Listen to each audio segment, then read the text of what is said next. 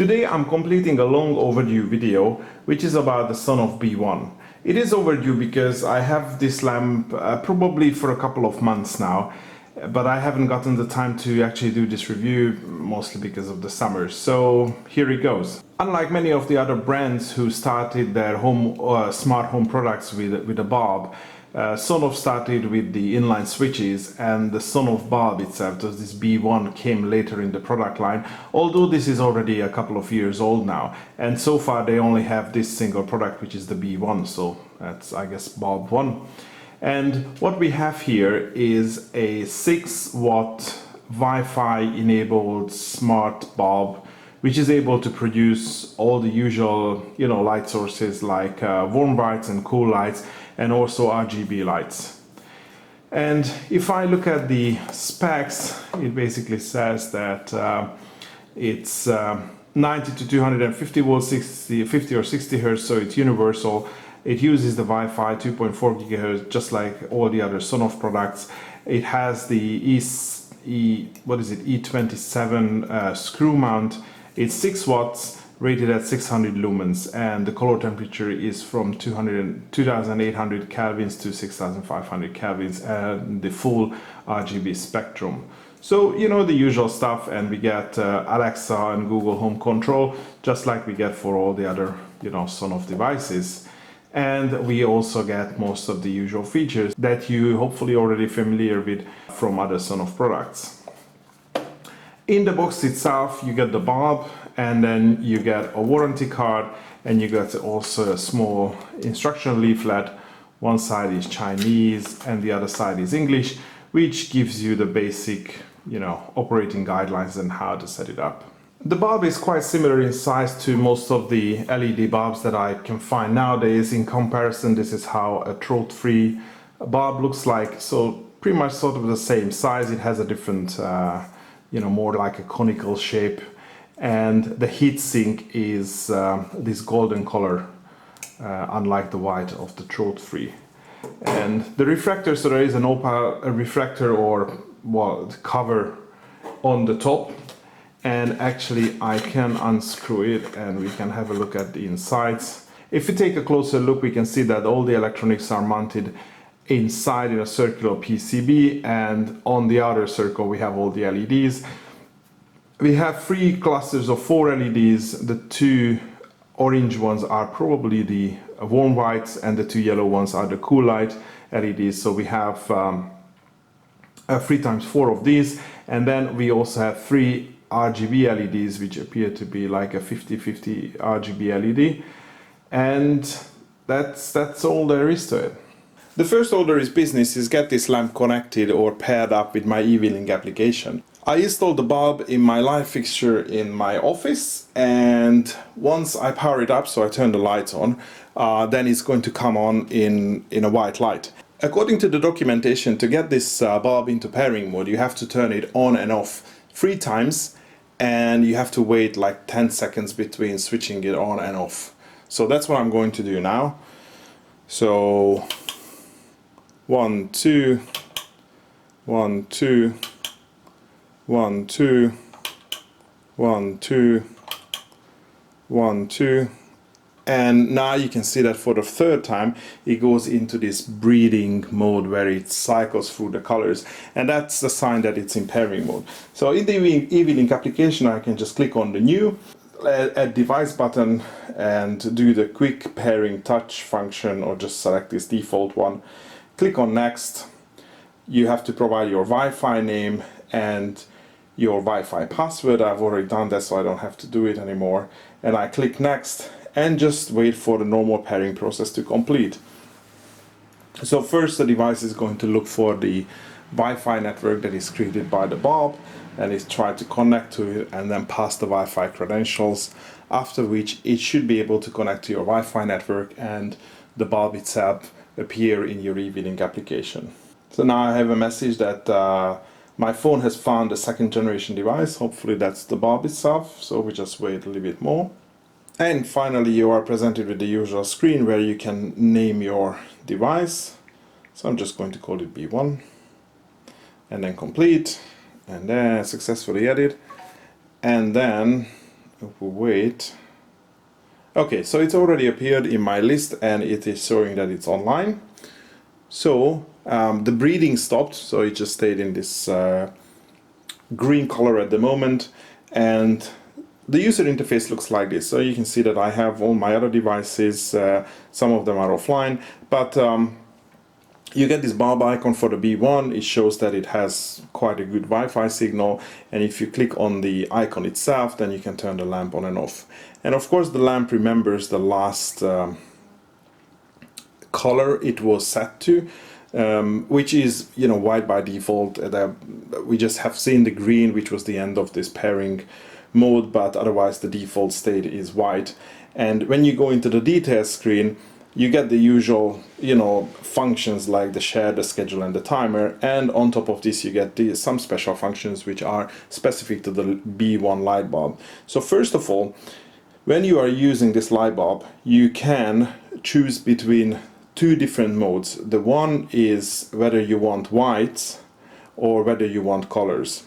So in the white mode, you can only, well, obviously you can only select from the white lights. So you can control the brightness, you can turn it all the way down, and then you can control whether you want cold white or warm white. So there's three different settings. At the moment it's set to like in this middle setting, so this is like a, I guess, a natural light.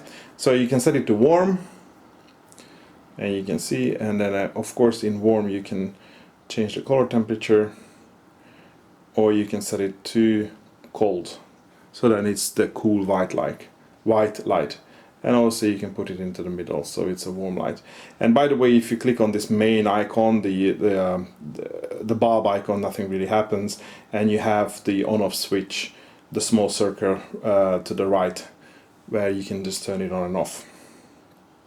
And if you want colors, you click on the color icon, and now you have access to colors. And basically you have this rotary wheel in the middle where you can change the color. So I can't really tell how many different colors you have, but you can see that these are the smallest increment I can move this hue wheel over. So it looks like you have probably about, I don't know, like 20 different colors. I don't think that you would be able to tell, you know, more colors apart. And when it comes to color, I have to say that whenever you are using the color mode of this bulb, those colors that are being reproduced are much dimmer than the white light. So if I switch between the white, so for example, I think probably this is the maximum brightness you can get out of this bulb, which is setting it into natural warm, so it's the middle setting in the cold warm slider, and then the brightness set all the way to the maximum. And as you can see even in these pictures, the camera is set to auto exposure, so most of the surroundings of the lamps are completely dark because the bulb is just so bright. But when I change it to color mode, it becomes much dimmer, and it is much dimmer in reality as well. So for example, I mean, this is daylight now, so we have plenty of ambient temperature, and I don't see anything red in the in the room other than the lampshade. And even in the evening, especially if you are picking a light, for example, like a red, which is, you know, usually dimmer than any other light, for example, like a yellow, then, you know, it just gives a, it's more like a glow, so you can't really use it for like a very bright illumination. So it's nothing like you can expect from like a 5-meter LED strip that you can install on top of your cabinet or somewhere. But also keep in mind that this bulb only has 3 of those LEDs, of which you get like 300 in a 5-meter strip. So, but it wasn't designed for the same purpose, so just keep that in mind. And what I mentioned before is now, for example, I set this bulb to this purple color, and if I come out of the, you know, the detail screen, if I turn it off, then of course it goes off, and when I turn it back on, it will come back onto the same, you know, color or the intensity that was set the last time. And finally we have scenes, and as far as I can tell, these are just 4 fixed scenes that you can't really change. So you can have a rest, which is basically this I don't know, like greenish color, and then the reading, which is more like a bluish color, and the party, which is I don't know, some sort of orange, and then the casual, which is again a blue one. Personally, I think these scenes are useless, mostly because the luminosity output in any of the color mode is, you know, pretty low. Going through the rest of the functions, let me cover the top first. So if I click on the three dots, then you have settings. Here you can rename the bulb, you can update the firmware version in case this wouldn't be the latest one, but it seems to be the latest one, so that's fine. And with delete, you can delete this bulb from your eWeLink account, so you can link it up to a different account. That's fine. This is the same functions that we get for all of these bulbs. The share is exactly the same function that we get for all of the bulbs, same as the schedule and the timer. So notice that we don't have a loop timer here, or that's not enabled for this particular device. And we have the schedule, and again, this works exactly the same way as it works for all other devices. So you can set the month, day, hour and minute, and you can specify whether this should be a one-off or a repeating one, and all you can change in the state is whether the bulb should be on and off. So again, it will turn off and it will come back on to the same settings as it was set manually for the last time. And you can save it, you can have a timer. And sorry, that was a schedule, and the timer works exactly the same way. So again, you can specify whether after a certain amount of minutes, hours or days you want the lamp to turn on and off. You can't set it to turn on at a specific color or a specific brightness, so it just comes on to the same settings as it was set before. And honestly, that's pretty much it. This bulb is not really different from any other Sonoff device, such as a Sonoff Basic. I'm saying this because the functions that are provided by this lamp, like even the trigger functions or the perform functions, are again not anything particular. What I mean is that, for example, if I want to create a trigger based on the B1, again, I can only set whether the lamp turns on or off. So I can't have a trigger which is, you know, only works if somebody selects the blue color or cool white or anything like that. Maybe it doesn't even make sense. I'm not really sure. Probably for the trigger it's all fine. But if I talk about the perform functions as well, so if I have an external trigger, internal trigger, IFTTT, doesn't really matter, and I want the B1 to do something. And again, the only thing I can do is I can, you know, make it to turn on or turn off. I think it would have been nice if you would have something here like you can change the color. So, you know, your door rings, or, you know, somebody pushes a button on an RF key fob, and then you can change the color of the B1. So, for example, to indicate some sort of state. So you can't really do it here because all you can do is on and off. As with any other Sonoff device, you get Google Home and Amazon Alexa integration standard via the eWeLink application.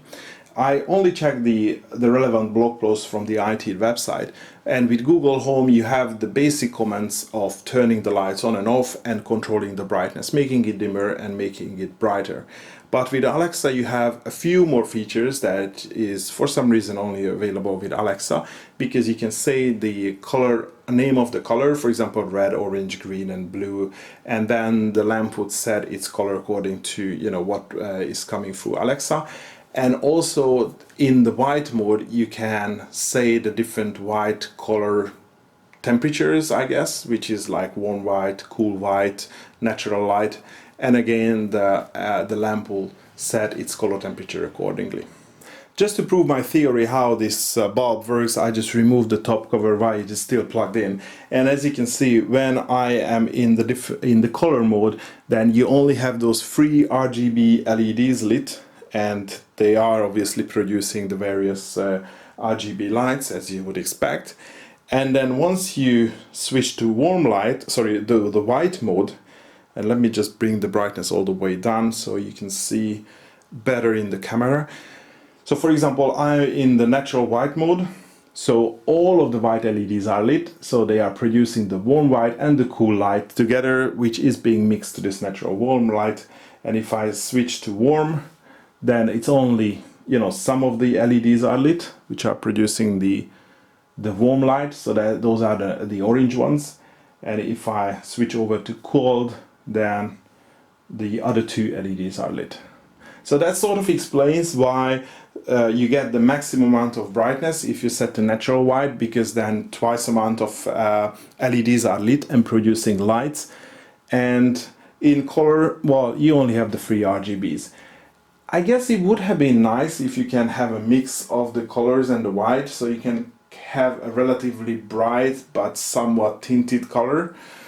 But, well, the application doesn't really offer that. So these are the, well, sort of the physical limits why the white is much brighter than the RGB colors from this particular model. This was my review of the Sonoff B1 smart bulb. This was my review of the Sonoff B1 RGB smart bulb. I think this is a nice LED bulb. It's definitely not the brightest one in the market, but it has the ability to control the warm color temperature, which is, I think, it's always a nice feature. But the color feature should only be regarded as a bonus, because in my opinion they are too weak and they are not really producing enough light for any practical use. But it is a nice addition, so in cases where you have a lamp like this one, you don't have to use a separate B1, you just buy the bulb, you just screw it in and then use it just like any other smart bulbs that are available in the market. Thanks for watching, and hopefully see you in the next video.